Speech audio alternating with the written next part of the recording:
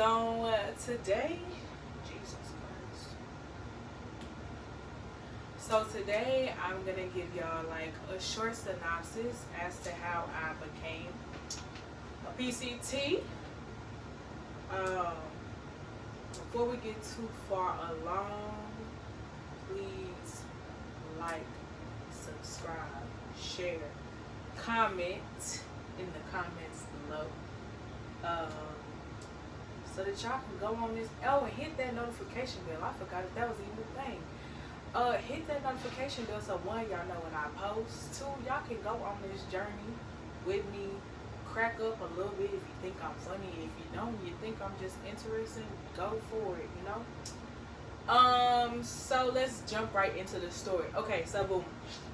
I was an undergraduate. I want to say I was like, I was a sophomore in college. So I was a sophomore in college and I was working at Walmart at the time. I had just gotten into a wreck. There will be plenty of wreck stories. I'm not a bad driver. Anyways, I just had very poor judgment at the time. So I was a sophomore in college. I was working at Walmart at the time, and a couple of weeks prior, I had been late to work. So I walked up to my manager and I'm like, this is gonna be my last day. She was like, what are you talking about? And I'm like, I was late today, so this is gonna be my last day. I was sad and everything. And she was like, did I tell you it was your last day? And I'm like, no. She was like, okay, take your break and come back. She was like, go ahead and go take your break. I'm like, okay, gang, whatever. So I went on my lunch break and the guy was there at the time, like we were living together, so I was like staying in his apartment. So while I was on my lunch break, I was like filling out job applications and stuff like this. And prior, like a couple of weeks even before that, my friend had just told me like about her job, which she was a PCT at the hospital that I worked at home.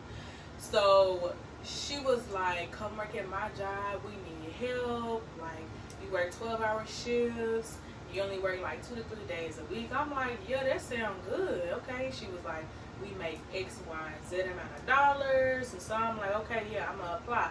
So I applied while I thought that was my last day. So I applied to the job.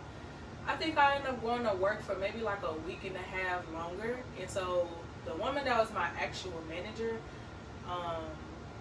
she coded my attendance. So because she decided to code my attendance and mess with stuff that didn't have nothing to do with her, I ended up getting fired. But I didn't know that. I ended up going to work, offered them to tell me that like I got fired because I kept trying to like clock in at the customer service desk and I couldn't clock in.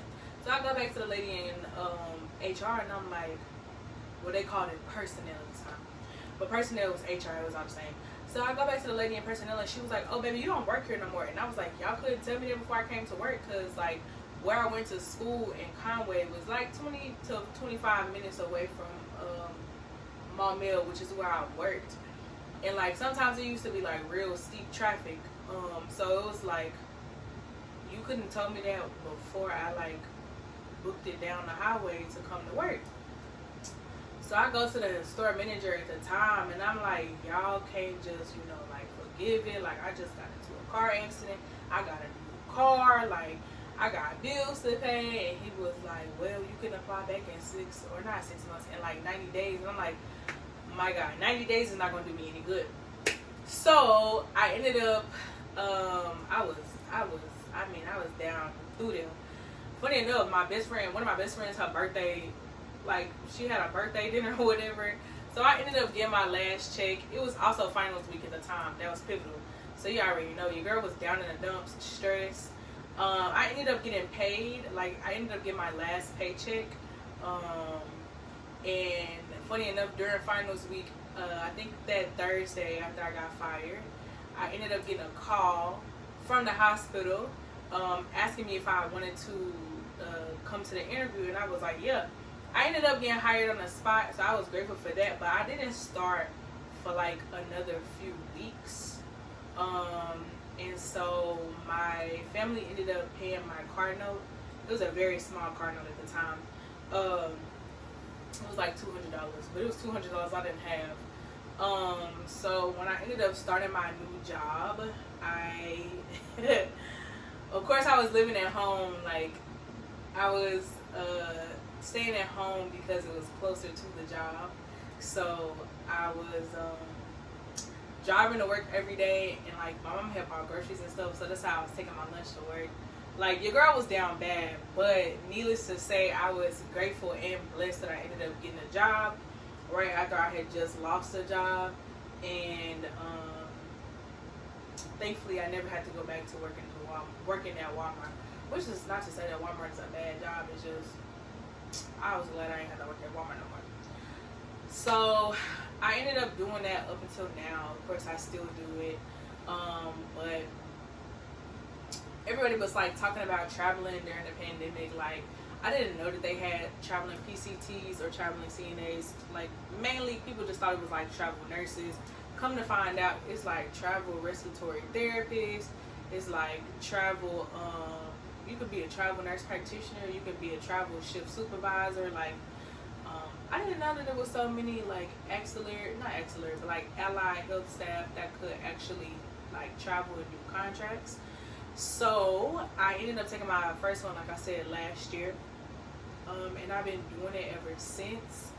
But the thing with being a PCT is, as much as like I enjoy the flexibility of the job, depending on where you go or depending on where you live.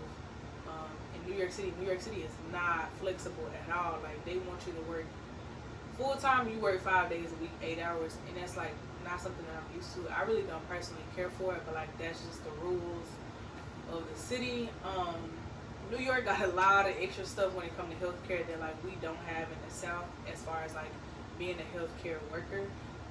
They have unions here. We don't have those in the South. To my knowledge, I've never heard of somebody being a part of the union in the South as far as healthcare goes. They also like just have different rules, because in the South, like in Arkansas, in Little Rock, like everybody work the same 12 hours. You either work day shift 7 a.m. to 7 p.m. or you work night shift 7 p.m. to 7 a.m. I've been working 7 p.m. to 7 a.m. That was country. 7 p.m. to 7 a.m. for the last 6 years. Going on 7. This year, like this December will make 7. Even when I worked in Hudson and in New Jersey, I worked 12 hours. It wasn't until like I actually came to working in the metropolitan area that I had to start working 8-hour shifts. I do not care for that, because you literally work every day. Like, and I mean, it's not terrible, but it's also just like not flexible. Like, they don't let you double up shifts, none of that. Like, they want you to work that 8 hours. So you got to think about the area you go to when you travel. I worked at a nursing home one good time, baby. I'll never do it again. Working in a nursing home just ain't for me. And for those of y'all that work in a nursing home, baby, y'all are strong. But me personally, I did it for 1 month and I can't do it again. But there is a short synopsis on how I became a travel PCT, or how I became a PCT and then I merged into traveling. So yeah, if you guys have any stories as to how you became, whether it's a PCT, CNA, nurse practitioner, doctor, nurse, CRNA, PA, definitely like leave those stories below. It could help somebody. It might motivate me on the journey that I am taking to escalate my career in the healthcare field. So, you know, leave those stories below. I would love to share them. But until next time, in the meantime, in between time, y'all be easy, and I'll see y'all later. Peace out. Bye.